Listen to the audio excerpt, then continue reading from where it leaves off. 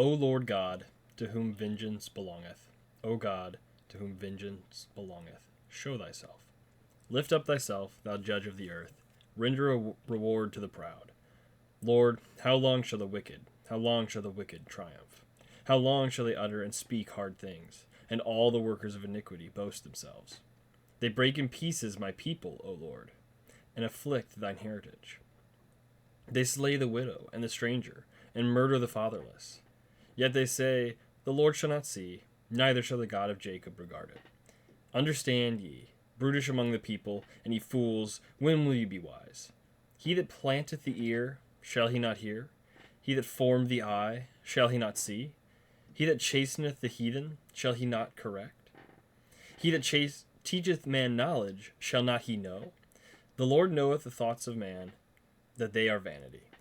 Blessed is the man whom thou chasteneth, O Lord, and teach him out of thy law, that thou mayest give him rest from the days of adversity, until the pit be digged for the wicked. For the Lord will not cast off his people, neither will he forsake his inheritance. But judgment shall return unto righteousness, and all the upright in heart shall follow it. I think it's important as we go through the next phase of life and see everything that's happening around us, that we remember that no matter what, that God is in control. Lots of people like to term this as God's sovereignty. Lots of people talk about providence. But in the end, no matter whether men make choices right or wrong, God hardens or doesn't harden people's hearts. Ultimately, he is in control, and he will turn things out for the better for those who love him, and for the worse for the wicked. Now, why is that important? Why is that important? Because it's related to the war in Iran. So, I had a request to talk about this subject because I'm a deep philosophical thinker. We all know this, and we all love to talk about war. So, as I've been monitoring the situation over the past weekend, I don't know, it's like hard to tell. These wars are like happen really fast and they're over so soon. Thank you, Trump. Very cool. A lot of people are probably frustrated, and I would imagine so, because people thought that Trump wasn't going to bomb countries, except he did that last time. So I don't know what you expected this time. This time we got Iran bombed twice, and I understand the frustration. You expect this guy to be non-interventionist, or he doesn't want to get involved in any forever wars, and that's kind of maybe one of his campaign promises, to not be in forever wars. And half the time, people are always dooming and glooming about the fact that we're going to be in another forever war because of something Trump does. And then they're scream and shout and panic and see how bad it is. It was, we got tricked again. It's like, well, first of all, 100% better than the alternative that we could have gotten. Secondly, is the premise even correct? Is this a forever war with Iran? And thirdly, if it was a full war with Iran, would that be so bad? So I kind of want to think, we got to talk about this in threes, because you got to have 3 points, because that's just how the human mind works, right? If I was a pastor, I would alliterate them, but unfortunately, this is kind of off the cuff. But the first thing is it so bad to bomb nations that hate us? Okay, I want to think about that very clearly, very respectfully, as we bomb them. Respectfully bombing them. If someone has said death to America, and as someone who is actively funding terrorist groups and is bombing nations around them, including American bases, and has a willingness to attack American allies or American people in their vicinity, I think we shouldn't cry when we've had enough and we send the entire might of the U.S. military to destroy them. I think we're, I think we should be happy when that happens. Thomas Jefferson sent the Marines to go kill the Barbary pirates, Muslims, by the way. So, that was like one of the first president, third president. He's sending Marines across the world, by the way, because American sailors and American citizens were in danger. Now, the validity of whether there's that many American interests in the area are really threatened, I would say probably there's enough interest being threatened. You have to remember that the Lord has so blessed this country that basically we own every international water. So the American empire basically owns everything. So anything anywhere is close to us because we own it anyway. So you have to understand that. But on a serious note, and this is why I read Psalm 94, the wicked do deserve, and this is point number 2, the wicked do deserve punishment. So it is okay to inflict punishment on your enemies. The wicked do deserve punishment. We have so many times in scriptures, and Psalm 94 is no exception, when the psalmist or whoever is crying out and saying, Lord, how long? Why will you allow this to continue? And at some point, the long suffering of God finally runs out, and he has to apply his wrath. Like it says in verse 10, he chasteneth the heathen. Shall he not correct? He needs to correct the heathen, the nations, whoever. He has to correct them when they've overstepped their bounds, when they've done too wrong. If you were to look at the history of Iran, especially since the Muslim Revolution, you could not argue that they have been a solid humanitarian regime. I mean, they commit atrocities on their own people all the time, and they basically tamp down their people with Sharia law and other Muslim atrocities, right? That's bad, okay? I know a lot of times we get this feeling, especially now that liberal democracy is kind of shown to be a very weak, a very flawed system of ethics, that we get this idea that somehow people over there in the third world had it right. Like, oh, the noble savages over in Iran, they were just you know what, they're correct. None of this capitalism. We need Muslim Islamic nations. That's better. You remember that these people like raided and pillaged and raped their way across Europe like hundreds of years ago, and we finally stopped them, and we finally pushed them back out of Europe, and then in the last 100 or so years we've invited them back in like none of that mattered. Like, these people are heathen savages, right? And I don't mind saying that because I'm sitting in the best country in the world because we followed God's guidance for our country, and we followed the scriptures in our everyday lives. And majority of my nation is Christian, and that produces a result, the greatest nation in the world. And so Iran is not like that. Iran is very evil, very Muslim, but I repeat myself, right? It is okay for those people to be punished. When Babylon was overthrown, all the way back in the time of Daniel, when Daniel saw the writing on the wall and told them the Medes and Persians are going to come destroy your kingdom, that was the Lord punishing a heathen nation with another heathen nation. So if that was okay, I think it's probably okay in the modern era to see a heathen nation punished by a Christian nation. And I know there can be discussions about whether we are or aren't a Christian nation anymore. I would say the majority of people are still Christian in America. We are a Christian nation. Anyway, all that to say, heathen nation being attacked by a Christian nation, that's okay in God's timeline. My third point.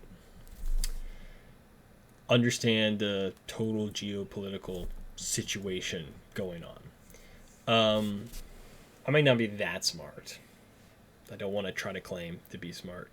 But a lot of people forget the different geopolitical things that have to be thought about and the deeper landscape of the entire world. So, as a Christian nation and as the hegemony throughout the entire world, like I said, we pretty much own international waters. It's our waters because we protect it. Two main enemies to that hegemony are Russia and China. Now, the Ukraine war has kind of shown us that Russia is not really able to launch a massive offensive across the rest of the world. I mean, they can't even take Ukraine, that's right next to them. Albeit we are sending millions of dollars of arms equipment to Ukraine, but the point is, Russia's not really getting out of Russia very far. They can have some geopolitical influence in Europe, but they're not going to get very far out of their continent. China, on the other hand, is a different issue. China has global aspirations. They want to dethrone the U.S. as the global hegemony. And that would have been unthinkable 100 years ago, maybe even 50 years ago. It was still unthinkable. But it's gotten to the point where we let ourselves become so weak that it is thinkable. Until Trump 2.0. So, by taking out Venezuela, by taking out now Iran, China has lost, I think, somewhere between like 40 to 60% of their net oil imports. So now China is going to be running out of gas. What's important about that? Well, the U.S. The World War II historians might say, well, that's why Japan attacked all these other nations in World War II. They needed gas, they needed oil everywhere, so they attacked the East Indies, blah, blah, blah. Yes, that's true, but the way to stop a enemy hegemony is by choking it of the resources it needs. That's exactly what Trump will be doing in Iran, by destroying a regime that is friendly to China. He cuts off another resource, another pipeline of resources to China. Because remember, China is doing the Belt and Road Initiative all throughout Africa. And that goes right through the Middle East. They want to have those resources in Africa, in the Middle East. And they are in the position to get over there. I mean, the Silk Road kind of idea, like they can go that direction through the continent. And they have the willpower to do so. That does put us in an odd situation because you don't want to be, as a nation who has all of their own problems. Let's admit we have plenty of problems at home that need to be solved. But Trump is trying to address those, right? And he's doing a good job at addressing those. He has to think about the bigger picture, though. And because of the way the U.S. is so entrenched in bureaucracy, it is actually very much easier for Trump to do something internationally, like in foreign policy more than in domestic policy. Basically, in foreign policy, he's an emperor. In domestic policy, he's like the mayor. He can't hardly do anything. So he sees China as the growing threat, and he has said, you can see in interviews all throughout Trump's career, he has always seen China as an adversary. And he knows that. And so he's got to hit these Chinese allies, take them out, to try to strangle China before it can dominate this planet. Don't forget, China, in many ways, is just as evil as the Iranian regime. I mean, they're communist. They oppress their people. I mean, look, just think about the one-child policy. They just forcing Chinese women to have abortions for years. I mean, we have plenty of our problems with abortion in our country, but I think through the grace of God, we may be solving that slowly but surely. But to say that China is any better than us, sorry. And they're not going to be better to the world if they get global hegemony. So, all those things, kind of off the cuff, my thoughts. It's okay to punish the wicked. I think that was point number 2. Point number 1 was like, it's okay to bomb Muslims or something. I think that was a good point. And point number 3 is that Trump knows a little bit more than us, and yes, he has to monitor the geopolitical situation. So, like everything, just trust the plan. I mean, it's like literally that simple. 2 weeks ago, I think, I said something to the effect of my friends, like, do you think Trump is going to bomb Iran this weekend? Because, like, after the markets close. And it was, that's so funny. But, like, that's legitimately how he works. Like, the stock market closes at whatever on Friday, and then he bombs the country an hour later. But that's just the MO. I was off by a week, but so far, we've been at war since the current Friday, and now it's gonna be, I guess this video will probably release a Friday, so it's been like a week of war. It's going well so far. I don't know if any of you follow the news about it. If you're watching me, you probably have, obviously. Yeah,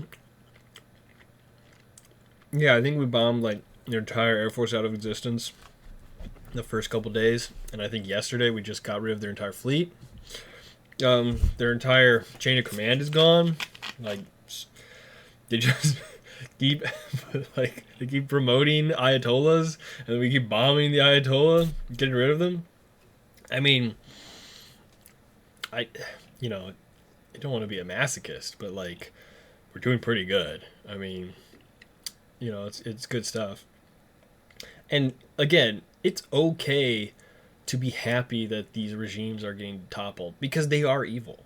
I mean, the people of Iran, love it or hate it. Oh, I don't want them to be gay race communists once they get freedom. Okay, but it's also bad to be the Sharia Islamist, Muslim. There's a middle ground there where we can believe the scriptures and have freedom of religion, so there's a point where it's okay. Sorry for that cut. I just spilled Coke on my shirt because I'm a slob. I'll end with the second half of Psalm 94, because remember, it is okay to destroy evildoers. And yes, we don't want to get involved in a forever war, but I don't think it will be a forever war. And God is moving. Who will rise up for me against the evildoers? Or who will stand up for me against the workers of iniquity? Unless the Lord had been my help, my soul had almost dwelt in silence. When I said, my foot slippeth, thy mercy, O Lord, held me up. In the multitude of my thoughts within me, thy comforts delight my soul. Shall the throne of iniquity have fellowship with thee, which frameth mischief by a law? They gather themselves together against the soul of the righteous, and condemn the innocent blood. But the Lord is my defense, and my God is the rock of my refuge. And he shall bring upon them their own iniquity, and shall cut them off in their own wickedness. Yea, the Lord our God shall cut them off.